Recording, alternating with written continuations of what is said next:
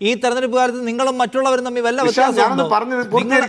ഞാൻ ആ പോയിന്റിലേക്ക് തന്നെ വരിക, താങ്കളിലേക്ക് തന്നെയാണ്, വേറെവിടേക്കും പോകില്ല. നിങ്ങളും മറ്റേതെങ്കിലും പാർട്ടികളും തമ്മിൽ വല്ല തർക്കമോ വല്ല വ്യത്യാസമുണ്ടോ? നിങ്ങൾ പയ്യന്നൂരിൽ കലഹിക്കുന്നു, മലമ്പുഴയിൽ കലഹിക്കുന്നു, തളിപ്പറമ്പിൽ കലഹിക്കുന്നു, അവിടെയൊക്കെ സ്വജനപക്ഷപാതത്തിന്റെ പേരിൽ ആരോപണം കേൾക്കുന്നു.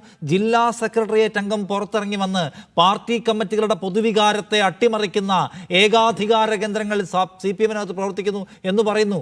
ചില്ലറ കാര്യമാണോ CPM-നെ സംബന്ധിച്ച്? അപ്പൊ നിങ്ങളും കോൺഗ്രസും തമ്മിൽ വിമതത്വത്തിന്റെ ആഭ്യന്തര കലഹങ്ങളുടെ കാര്യത്തിൽ എന്ത് വ്യത്യാസം ഈ 2026-ൽ?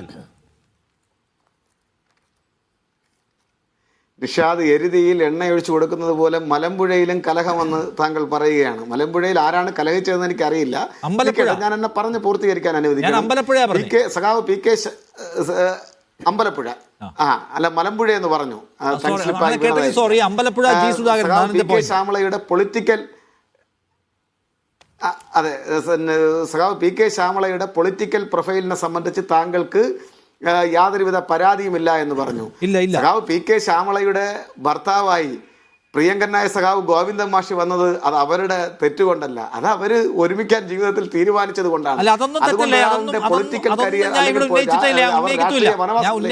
പക്ഷേ എന്താണ് TK ഗോവിന്ദൻ പറയുന്നത്? ഞാനത് കൃത്യമായി പറയാം. ഞാനത് കൃത്യമായി 3 പേര് വെച്ചു, ആ പേര് സെന്ററിലേക്ക് പോട്ടെ എന്ന് വെച്ചു, മുകളിലേക്ക് ഒറ്റ പേരേ പോയുള്ളൂ, തിരിച്ചു വന്ന് ഒറ്റ പേരാണെന്നാണ് അദ്ദേഹം പറഞ്ഞത്.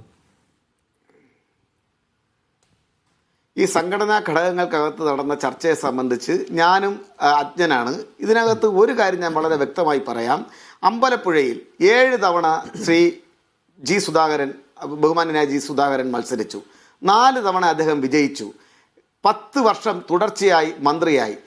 ആലപ്പുഴ ജില്ലാ പഞ്ചായത്തിൻ്റെ പ്രസിഡന്റായി. ആദ്യ ആലപ്പുഴ ജില്ലാ കൗൺസിലിൻ്റെ പ്രസിഡന്റായി.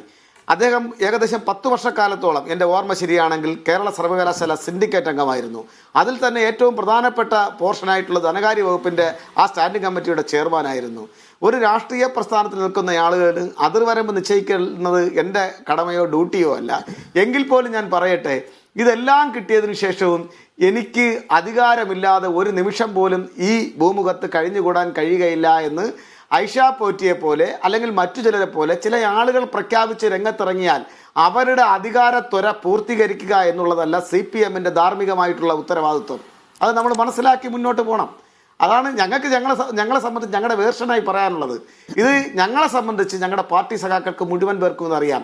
അമ്പലപ്പുഴയിൽ അണിനിരന്ന പാർട്ടി സഖാക്കൾ നാളിതുവരെ യാതൊരുവിധ പ്രതിഫലേച്ഛയുമില്ലാതെ സ്വന്തം മക്കളെ പട്ടിണിക്കിട്ടുകൊണ്ട് പോസ്റ്റർ ഒട്ടിക്കുന്ന, കൊടി കെട്ടുന്ന, മുദ്രാവാക്യം ചങ്ക് ഒട്ടുമാർ ഉച്ചത്തിൽ വിളിക്കുന്ന പാവപ്പെട്ട സഖാക്കൾ പറഞ്ഞു, ഞങ്ങൾക്ക് പ്രകാശ് കാരാട്ടോ അല്ലെങ്കിൽ MA ബേബിയോ പിണറായി വിജയനോ G സുധാകരനോ അല്ല, ഞങ്ങളെ സംബന്ധിച്ച് CPM എന്ന് പറയുന്ന ഈ മഹാപ്രസ്ഥാനമാണ്. ആ പ്രസ്ഥാനത്തിൻ്റെ ഭാഗമായിട്ടാണ്, ആ പ്രസ്ഥാനത്തിന് നെഞ്ചു കൊടുത്താണ് ഞങ്ങൾ നിൽക്കുന്നതെന്ന് പ്രിയപ്പെട്ട സഖാക്കൾ പറഞ്ഞു. അതാണ് ഈ പ്രസ്ഥാനത്തിൻ്റെ കരുത്തും ശക്തിയും. അതിനെ ചോർത്തിക്കളയാൻ ഒരു ഐഷ പോറ്റിയോ അല്ലെങ്കിൽ മറ്റാരെങ്കിലുമോ രംഗത്തിറങ്ങിയാൽ ഇവിടെ ഒന്നും തന്നെ സംഭവിക്കില്ല.